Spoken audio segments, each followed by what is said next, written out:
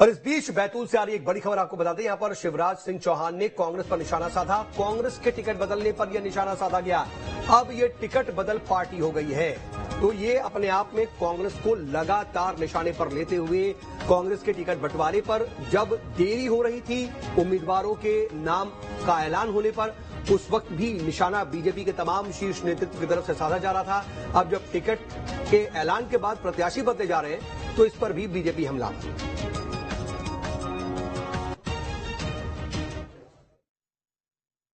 अजब गजब हो गई है। सोनिया कांग्रेस, खड़गे कांग्रेस बनी, फिर मध्य प्रदेश में कमलनाथ कांग्रेस हो गई। कमलनाथ जी ने तो क्या, उनके बेटे ने भी टिकट बांट दिए। और जब टिकटों को लेके कोलाहल मचा और लोग पहुंचे कमलनाथ जी के पास, तो उन्होंने कहा कपड़े फाड़ना है तो दिग्विजय सिंह के और जयवर्धन सिंह के फाड़ो। तो वो कपड़ा फाड़ कांग्रेस हो गई।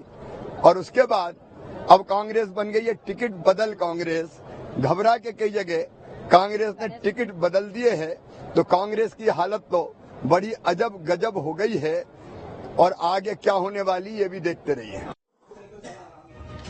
और सहयोगी नीलम ग्रुवे इस खबर पर ज्यादा जानकारी के साथ जुड़ रही हैं। नीलम, अब देखिए जाहिर सी बात है, जब लगातार ताल ठोकी गई कि हमने बहुत सोच समझ करके प्रत्याशी उतारे, अब बदले जा रहे हैं तो बीजेपी इसका भी फायदा उठा रही है। सीधे हमलावर है तमाम बड़े नेता, शिवराज हो या फिर कैलाश विजयवर्गीय।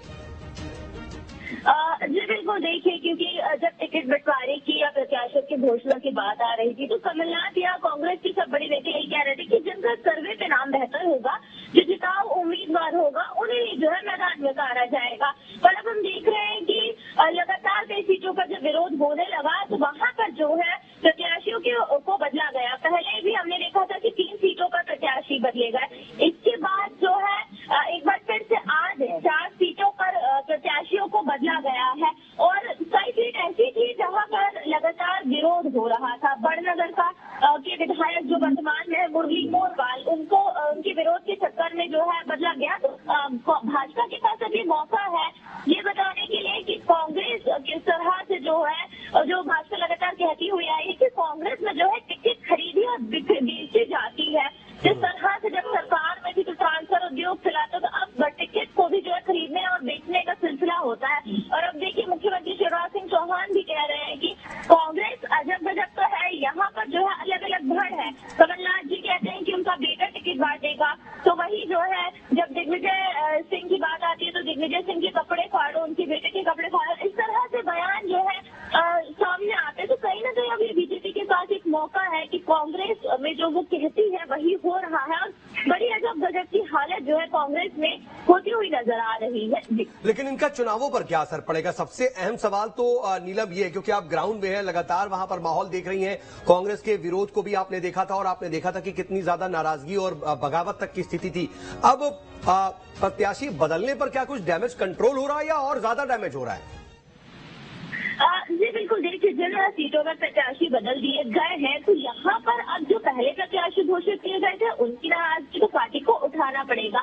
अब पार्टी किस तरह से उन प्रत्याशियों को मनाती है जो पहले घोषित किए गए थे, ये जरूर देखने वाली बात होगी। देखिए अगर हम बात करते हैं बड़नगर की, तो यहाँ पर जो है मुरली मोरवाल विधायक रहे हैं पर उनका टिकट काटा गया क्योंकि उनके बेटे के ऊपर जो है महिला उत्पीड़न का केस चल रहा था। तो ऐसे में कांग्रेस को लगा कि अगर वो टिकट देखे मुरली मोरवाल को तो ये पार्टी की छवि के लिए नुकसानदायक होगा। पर जिस तरह से उग्र और आक्रामक विरोध हुआ, साथ ही साथ कुछ जातिगत समीकरण भी साधने की कोशिश अब एक बार फिर से जो है नहीं, लेकिन जो फैक्टर आप बता रही है नीलम, ये फैक्टर तो ऐसा नहीं है कि टिकट के ऐलान के बाद आया हो, ये पहले भी था, सोचा विचारा गया, उसके बाद भी टिकट दिया गया, बाद में गलती सुधारी गई।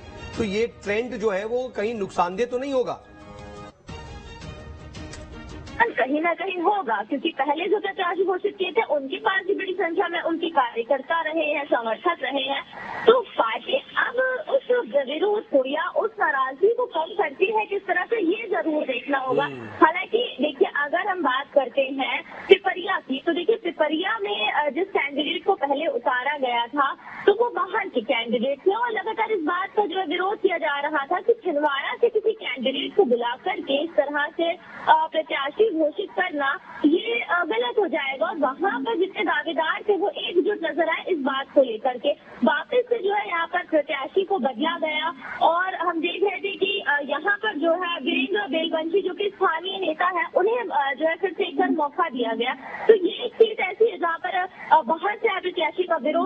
था, सभी एकजुट हो गए थे। तो कांग्रेस पार्टी इस बात का यहाँ पर फायदा उठाना चाह रही है कि सभी जो दावेदार है अब एकजुट होकर के सिर्फ एक प्रत्याशी के पक्ष में वोट मांगेंगे। चुनावी की अगर हम बात करते हैं तो अजब सिंह कुशवाहा समाज पहले देखिए अजब सिंह कुशवाहा के ऊपर केस चल रहा था, बात नहीं थी कि पार्टी की छवि को नुकसान होगा, पर जिस तरह का बड़ा एक विरोध देखने को मिला तो अब कुलदीप सिकरवार का वहां से टिकट काट करके अजब सिंह कुशवाहा को वापस से टिकट दिया गया।